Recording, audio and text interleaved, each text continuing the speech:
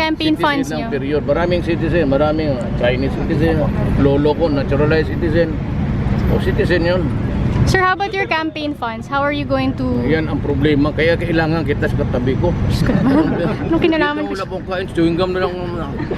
Kaninang tanghali pa to. Pero sir, may businessmen who are offering their funds. Pero paano yung demands nila? Or do they have any demands? It could not be something that would compromise. Huwag na lang rin. Mayor, Talo na lang rin ako if I have to compromise the presidency. Mayor, Will not. sabi na hindi daw maganda yung reason ng pagtakbo. Yung kay Grace po lang yung reason. Not for Anong hindi magandang result? Magka-presidente ka ng Amerikano, hindi magandang result? But the reason, gusto kong tumakbo yung October 16, bakit pa ako magdrama? As a matter of principle, hindi ko matanggap yung kasarataluhan eh. Sir, can anything change your mind about your presidential bid? Will there be any factor to convince you to withdraw? Wala na siguro. The die is cast. Wow. This is saying when I have crossed the Rubicon.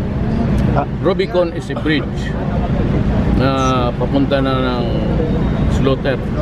Mayor, Sabi kay Julio Cesar, Mayor, si Grace po lang ba? ba't na tayo? No, I will have crossed the Rubicon. Mayor, si Grace po lang pa ang issue dito kung bakit kayo napilitang tumakbo. Hindi issue si Grace. I like Grace in the sense that I don't have anything against her. Ang issue dito yung natural born. Hindi si Grace. Sir, to you, who's your biggest opponent? Who's your biggest rival for elections? Silang lahat. Mayor, Ako sinasabi ko sa inyo, ma'am. Huwag na muna ninyo akong isipin. Isipin na lang ninyo ako last week before the election. If you want an American president, go to Grace. If you want a competent person, vote for Mark. If you want a man of integrity, you vote for Binay. If you want a brilliant president,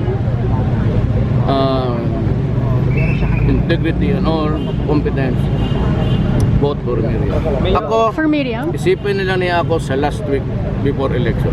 Sir, what do you have to offer the Filipino people? What can you offer the Philippines? Laking kaman, di pagtrabaho ako para sa inyo. Mayor, kayo na po ba talaga ni Senator Alan na magkatandem? Kayo na talaga. Oo, Sige, oo. sir na po. Kaya nagsasama na kami. Mayor, hindi ba nag-option yun na sumuporta na lang kayo? Sino pang president?